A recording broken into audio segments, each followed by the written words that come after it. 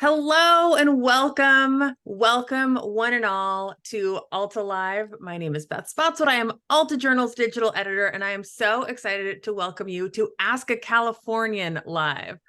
This is the first time we've done this digitally. I will briefly explain. So today joining me are our Ask a Californian columnists, Gustavo Arellano and Stacey Grenrock Woods. If you haven't yet read Alta Online's Ask a Californian column, this is the bandwagon you want to hop on right now. Make sure you're signed up for Alta's newsletters. You will be getting it in your inbox. You can find it at Alta Online. And today, what we're going to do is basically in their column, Ask a Californian, Gustavo and Stacey kind of hilariously, very bluntly, tackle reader mail questions pertaining to the etiquette and cultural quandaries of life in the Golden State. So today we're going to do that live. I've got a stack of reader mail. I even have some Alta staff secret questions to ask. Before we begin, a little bit about our guests. Stacey has contributed to Esquire and is a former correspondent for The Daily Show with Jon Stewart. She writes and consults for various TV shows and had a recurring role as Trisha Thune on Fox's Arrested Development. Her first book is I, California. Gustavo Arellano is author of Orange County, A Personal History, and Taco USA, How Mexican Food Conquered America. He is a columnist for the LA Times and has been an essayist and reporter for various publications. He's on TV and radio all the time as well. You might watch his Instagram show. He's former editor of OC Weekly and penned the award-winning Ask a Mexican, a nationally syndicated column in which he answered any and all questions about America's spiciest and largest minority. Both of our guests today, if I may toot everyone's horn, have been nominated for their work in Alta by the Los Angeles Press Club National Arts and Entertainment Awards. So a tip of my headband to them. That list just came out last Friday. So congrats to both of you for your nominations. Before we begin with the show proper, a sales pitch. Alta Journal is an award-winning quarterly magazine focused on California and the West. We have incredible writers, folks like Stacey and Gustavo. This quarter's issue is all about writing, literature, the art of writing, the process of writing, the culture around writing. I hope you check it out. It also comes inside. You will find our holiday guide, 126 books penned by Alta contributors that make great gifts. So you get a little handy dandy pullout to subscribe for Alta for $50 a year. You get a California Book Club hat, 4 issues of Alta, our Bookstores of the West, a real book we made guide. You can also join us $3 a month for a digital membership. We have free events, weekly Alta Live, monthly California Book Club. Our next guest is Deborah Miranda. She's joining us next Thursday at 5 p.m. We've got parties. Gustavo and Stacey just appeared at a party in LA. We have them in San Francisco. We're out and about. Welcome, welcome, welcome. This interview will be recorded and posted to altaonline.com later this afternoon. Pop into the chat. Let us know where you're zooming in from. Also, ask your questions for our resident Californians here, Gustavo and Stacey. You can ask in the chat or the Q&A. I will be monitoring both. Let's dive right in, Gustavo and Stacey. First of all, where are you? I'm up here in Northern California. Hey, Texas. I'm up here in Marin County. Gustavo, where are you today? I am in Orange County, California, where we have a blimp hanger burning as we speak. Wait, you have a what? See, you're cutting out again. You have a what? A blimp hanger, one of the largest wooden structures in the world. It's slowly burning because everything burns in Southern California. Fair enough. Stacey, where are you? I am in the Mojave Desert, and it has just become winter. The wind is howling around my house. Thank you both for joining us from your homes in California. You're both longtime, if not native Californians. We've got shout outs to Manhattan, Riverside, Brooklyn, Anaheim, Potomac, Maryland, Fullerton. It's great to see everyone in the chat. All right, so I'm going to dive right in with reader mail. These folks, these are anonymous.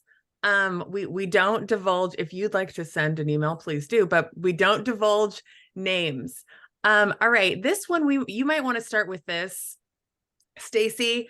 Dear Ask a Californian, Should I cancel my streaming subscriptions in solidarity with the striking actors? Signed, Anaheim activist. I think that is a lovely gesture, but I don't know if it's going to have that much effect. It's a nice gesture, but as far as they don't hardly get paid anything anyway, so it's not like it would make much huge difference. And I think you should continue to celebrate their work by watching it. I think that's better than not watching it. It's very Californian to want to be in solidarity. Gustavo, what do you think? Yeah, no, I agree. It's what pitiful residuals actors and right now from streaming. It's still more than the alternative that you could give, which is they get no residuals, clips that you upload to YouTube or put on TikTok, or you get none of the residuals by watching TV. That's all going to Marlo Thomas and Tim Conway Sr. Okay, so no, keep all your subscriptions. Anaheim activist. Well, yeah. Okay, dear Californians, I am a native Californian, but I have only driven through maybe a third of this great state. I'd explore more if not for traffic and pollution. With California on the cutting edge of everything technology, what will soon zip us through time and space in our fair state so I can see more of it while ruining less of it? George Jetson. There is no traffic, George Jetson, on I-395, which takes you from Hesperia all the way to the Canadian border, goes through so much of the Sierras and all that. That's a clear shot all the way up to Redding, I believe. So that's not an excuse to not see the state. And the state is so big, I mean, you could hike the Pacific Crest Trail, that's going to take you through most of the state as well. And that only bio waste that you're going to leave on the trail is whatever you emit, not your car. And there's always Google Earth. You could just travel from home, George. You don't even have to leave your couch. Okay, folks, don't forget, if you have questions for our real Californians or disagree with their expert advice, please let us know in the chat or the Q&A. Okay, this is Ask a Californian. I feel like I'm opening a can of worms. I'm a little bit nervous too. This is signed by Tacos Rule. Let me just prep you with that. I've lived in California for several years now, but I have not managed to come to any truths regarding tacos. Tacos are delicious almost anywhere, but why do Californians insist tacos from Texas are not real Mexican food? If my U.S. history lessons were correct, both states were actually Mexico before the white people stole them away. Therefore, both states should produce authentic Mexican food. I can't help it if tacos from Texas are better because they have more cheese. Just like my husband can't help it that lots of tacos in California come with cabbage, even though it's useless. Either way, tacos originated in the same place, Mexico. Please tell the Californians, or maybe it's just my husband, that this is a fact. Thank you, Tacos Rule. This is obviously your question. Gustavo literally wrote the book on this. I wrote the book. First and foremost, the person saying that all tacos come with cabbage, that marks them as coming from the Central Valley, because here in Southern California, we only put cabbage on fish, which makes sense. Why do you want cabbage on your asada tacos? Or conversely, you might be from the state of Sinaloa, which last check is in Mexico, so that makes cabbage tacos completely authentic. Look, I love tacos. Oh, Gustavo, you froze. Oh, we lost him. I think he's saying he loves tacos with cabbage in them, but he can't understand why anybody would ever put cheese in a taco. I'm gonna. Well, Gustavo fixes his freeze the best I can. You're back, Gustavo. Yeah, I'm back. So you got so riled up. Yeah, to sum it up, California good, Texas good, In-N-Out overrated. Oh my God. Gustavo famously wrote a piece for Alta that went slightly viral for us, in which he kind of he was very blasé about In-N-Out. He doesn't see what the big deal is about In-N-Out, and people were pissed. Stacey, your thoughts on tacos? Didion of burgers, right? Sorry, what? She said it, not me. Stacey, do you have any take on what makes a an authentic? Are California tacos the real authentic tacos? Well, they're the ones I grew up with, so they are the best ones, in my opinion. Uh, I think putting cheese, beans in a taco is generally kind of weird. I don't know what they do in Texas, but they mention cheese. And I don't know, Gustavo, what do you think of that? I think there's only a certain kind of, a very specific kind of taco that should have cheese in it. Otherwise, I just think it should be meat, onion and cilantro, and maybe a different, like a brown salsa or something. What do A you think? brown salsa. I would go for a red or a green, or nowadays an orange as well.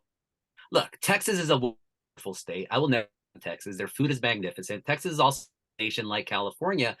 When we talk about tacos, are we talking about the tacos from El Paso? Are we talking about the tacos from the Rio Grande Valley or Houston? It doesn't matter. They all pale in comparison to the California tacos, to the fish tacos of San Diego, to the cabbage-filled tacos of the Central Valley, to whatever the tacos are right now in the Bay Area, specifically in San Francisco, probably cochinita pibil tacos. California tacos are wonderful. Texas tacos are wonderful. In-N-Out is overrated. And that's it. And their tacos are terrible. I want to, they're bullshit tacos.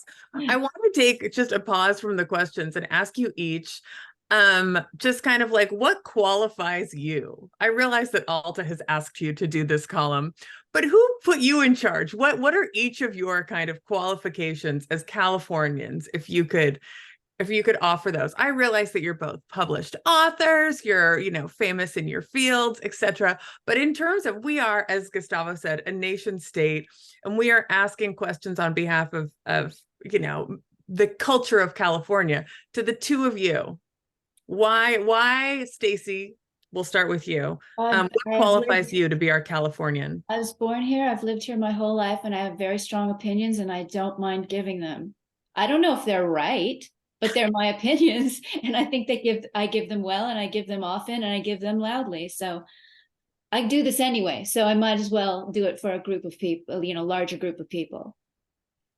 I have devoted most of my career to writing about California, specifically Orange County and Southern California, but also my geese or guys, however you say, as a writer about Mexican food. I have traveled all over the state. I've had tacos up in Redding. I've had tacos down in the Imperial Valley. At a broth actually in the Imperial Valley, and I continue to do so. You end up seeing the state. You end up seeing a lot of part of the states that most other Californians have not watched. So at least I have those miles to be able to prove that I know something about California. And also, I'm a big nerd. Like all these books, all these massive books is not a background. This is a real book. Real bookcases. They're all books about California. What am I? This side's all LA. This is the rest of the. So there you go. What else qualifies me is that I have Gustavo and I can ask him anything. Luckily we all have Gustavo. I found, just as a fellow native Californian in my travels throughout life, that people were always surprised that I was from California. I went to college in Philadelphia. And would have questions. Most of our questions for Ask a Californian come from fellow Californians, transplants, people who are new here, who kind of want to learn how to acclimatize themselves to California.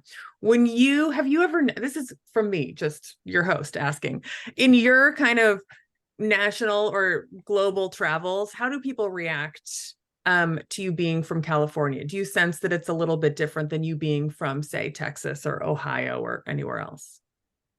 I think they're impressed. I think they assume that I believe in astrology and that I have some weird way of eating. But I think generally they're just pretty impressed and they want to know more. How did I get to be here? Why do I get to stay here? That sort of thing. Yeah, I've never gotten any being from California, even from Texans who hate everything. A lot of times I do meet people who used to live in California and are still impressed that I am in California and don't like it. Them California and say, hey, California is still the place to be. Why are you in Nashville? Why are you in Austin? Why are you in, I don't know, Franklin, Tennessee, and all of them? So there's still a lot of FOMO from Californians who have left. And whatever, we're here, we're awesome. By the way, though, probably the most insulting has ever told me about California was a good old boy up in Palmel, Tennessee, where he looked at me and my wife. We're both Mexican, and he just tells us, you've ever been to Hollywood? And that's where I was insulted. Like, what? You think all us Californians go to Hollywood? Oh, no, never. But that's about it when it comes to insults. No, never go to Hollywood. Hollywood is overrated. Not the industry, not the industry. I'm talking about the actual strip, unless it's Musso and Frank's. Exactly, that's like the only yeah. thing about Hollywood that is not overrated. And that is a legend. I don't understand why people go visit Hollywood or what they do there. When people ask me, because I lived in Hollywood for most of my life, and they say, what do you do for fun? I just say, I stay home and watch TV and do my thing. I don't understand, besides Musso and Frank, there really isn't much to go do or see in Hollywood that's of interest. You go down Hollywood Boulevard to Thai Town. That's what you do if you live in Hollywood. Yes. Noted. All right, I'm going to dive back into some more questions from our Ask a Californian readers. Okay, Transit Troubles asks, when I first moved to LA and was on the dating scene, I could not figure out the rules around driving to the date. For instance, if I knew we were going to a bar, would I seem irresponsible if I drove knowing that I was going to be consuming alcohol? But if I Ubered, did it suggest that I wanted them to drive me home or that I was expecting to go home with them? This is such an LA question. Having dated in San Francisco, no one has, I mean, you wouldn't take a car anywhere in San Francisco. You would Uber, take mass transit. But in LA, tell us what happens. I think people in LA have figured out how to drink and how to pace their drinking in a way that they can still drive home. Most people don't take Ubers, and before there were Ubers, everybody had to drive home. So I think in one hand, it probably keeps you from getting too drunk.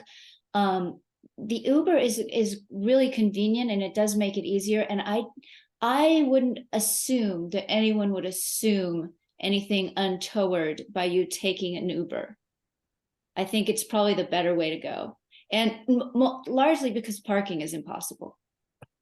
Yeah, you don't drive anymore because there is no parking in Koreatown. Yeah. There is no parking on the west side. If there is parking, it's incredibly expensive. Uber is completely polite now. Lyft is probably the better move, Right. but no, there's nothing untoward.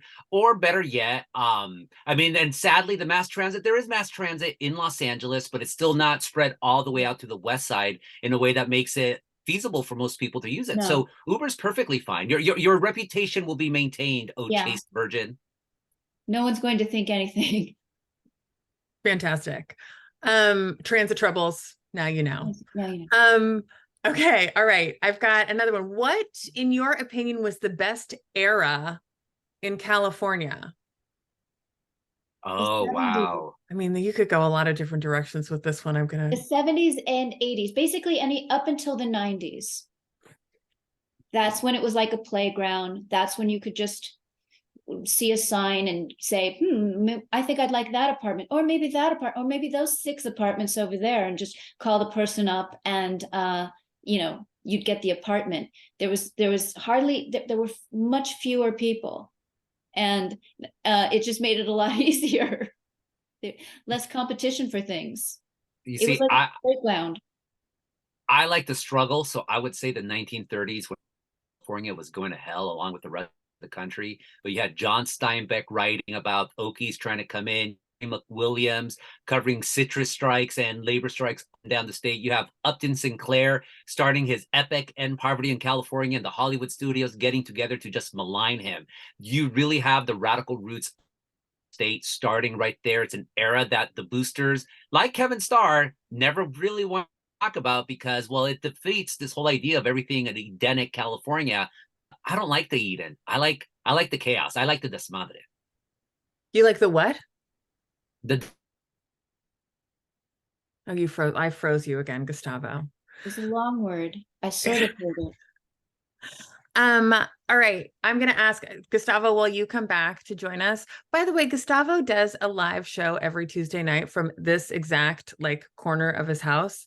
And the service is fantastic. So I don't know what's up. There he is. I'm here. Are you back? Yes, it's I think it's I can't. Who's a really bad governor of California? Frank Merriam or Colbert Olson? One of them. The ghost is trying to take me away. Is it the Santa Ana winds? Santa Ana winds? The Santana winds, probably. The Diablo winds. I learned that 5 years ago, that's what you folks call it up in the Bay. I've never heard that. The devil winds. Don't you have like bad winds up there as well? Oh, I mean, we have wind. I've never heard of the Never Diablo mind. winds. I've lived in Northern California my whole life. Wait, I've heard that said about my area, the desert, the devil winds. Oh, well, I've only heard of the Santa Ana winds. And the reason I've heard of the Santa Ana winds before I've still never been to Santa Ana, I'm sorry, Gustavo, is I was on a flight once with a high school band, and it was all the woods wind section. And I guess they were from Santa Ana High School, and they were called the Santa Ana Winds. And it was Oh, that's funny. Yeah. And they were playing their instruments on the entire flight. Okay, Everybody got a headache, right? I've got a quote here. This is kind of a question, I guess, that's been popping up in the national news lately, but it starts with a quote. Annie Hall said in response to the idea of moving to California, "I don't want to live in a city where the only cultural advantage is that you can make a right turn on a red light." Yes. Is that now? I mean, there's a lot of danger in terms of being a pedestrian in urban California cities. There certainly is in San Francisco. Thoughts on kind of being a pedestrian in California? Is it dangerous? There's buzz that it's dangerous. What I notice is a lot more people just sort of standing in the street. Like, do you notice this, Gustavo? People that they don't stand on the corner anymore. They just stand right in the street and wait for the light to change. That's dangerous, but that's on them. Where's David Yulin when we need him to talk about side? You know, he would be the expert on pedestrian, of course, the Alta Club or the Alta book editor. That was the class from Annie Hall among many, but increasingly in Los Angeles, because drivers are so crazy, you can't even make right turn on many reds anymore. It really disappoints me. I have to pay attention now to see what eyes are looking at me, just waiting for me to make a right on a red light. And meanwhile, the pedestrians are owning like they own the damn streets. They're gallivanting around, they're pushing their the kids are just with their paletas, not hurrying up the process. Like, I'm in a car, I want to move. But no, I mean, speaking of Santana, I have learned, I think Santana's a dangerous city in California if you're a pedestrian, because once a light turns red, give it 5 seconds before I move, because cars, they're just blowing red lights nonstop. UPS drivers do it. I've seen bus drivers with it. So Santana, dangerous. All right, I'm going for, I've got one more question, and then I will see if I'll scroll up in the audience, see if the audience has anything. Guys, last chance for questions for Gustavo and Stacey. There's kind of a history of, LA's gone to hell, LA's a dangerous city, etc. Now it's San Francisco is a national embarrassment, the doom loop narrative that it's, I mean, in fact, California, particularly by certain kind of political persuasions, this notion that California, due to certain policies, is about to fall into the ocean because we're just full of methed out zombies. What are your thoughts on the national perception of California nowadays and how we're used at times as an example of either political success or political failure? I'm glad. Go ahead, Stacey. No, I was just saying, I've been hearing that California is going to fall into the sea my entire life, and it just hasn't happened. So I don't think much of it. I'm glad that people are now blaming meth instead of Mexicans, because most of my life they were blaming Mexicans. Well, actually, no, they did. No, they blame fentanyl, but really they're blaming.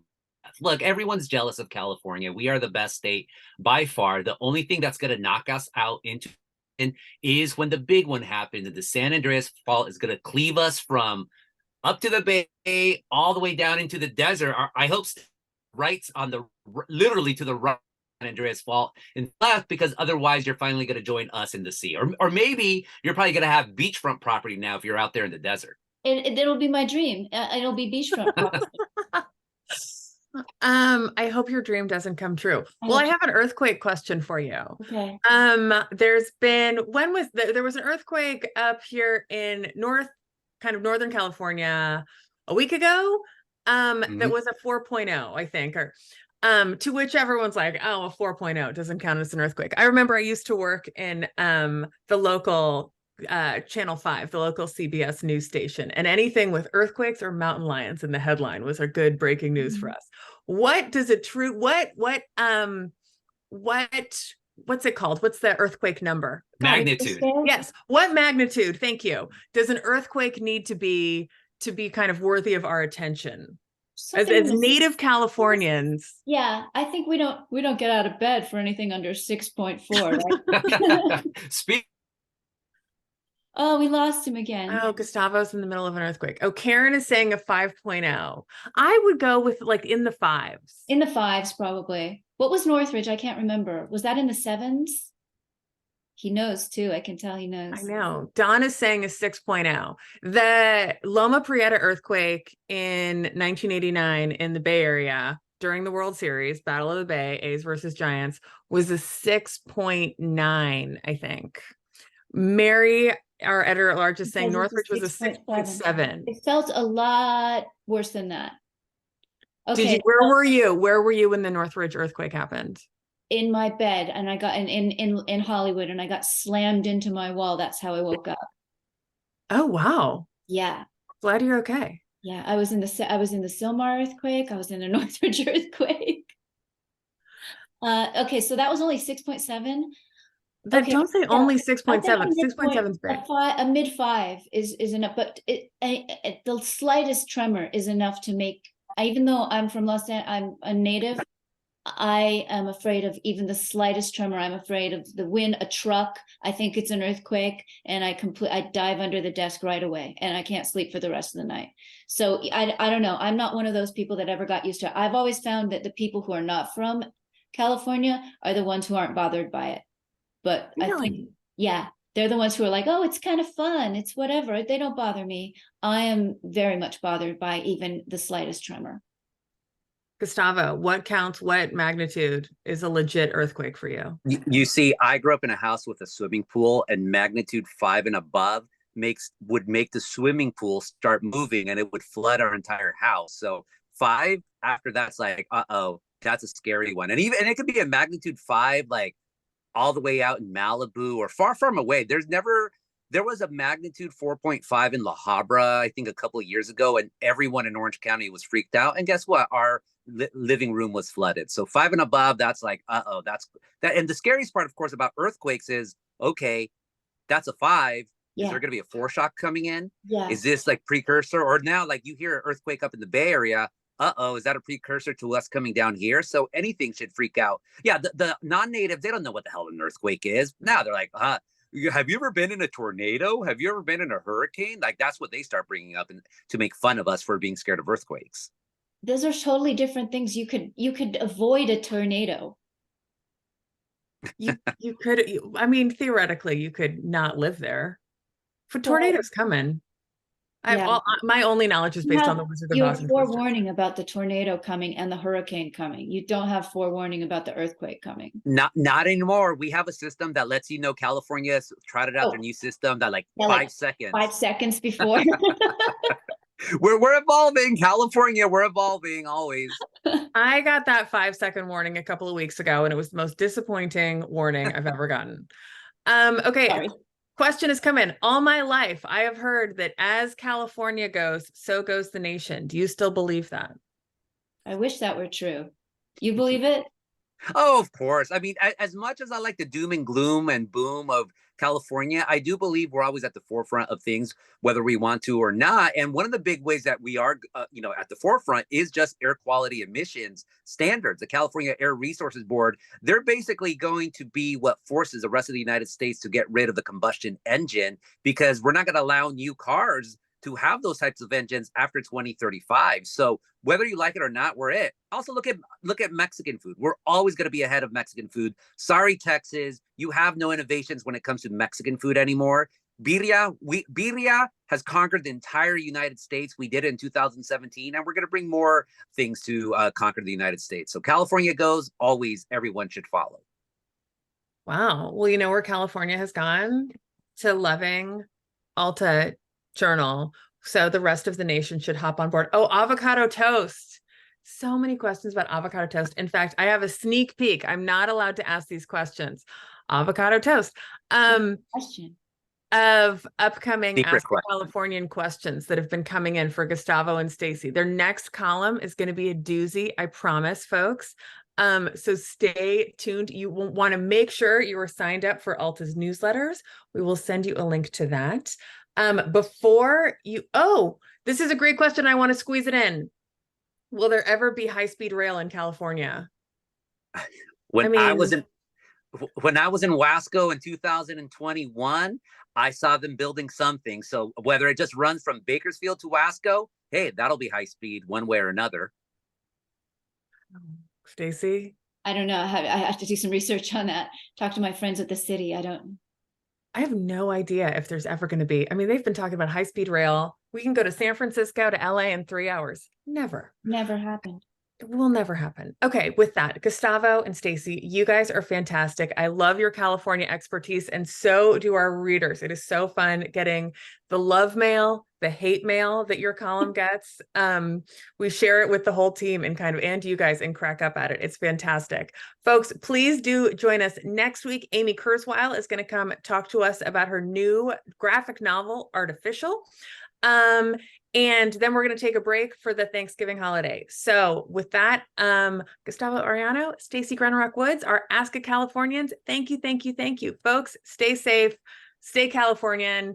And with that, I wish you all well. Take care. Yeah, California rules. Bye, guys.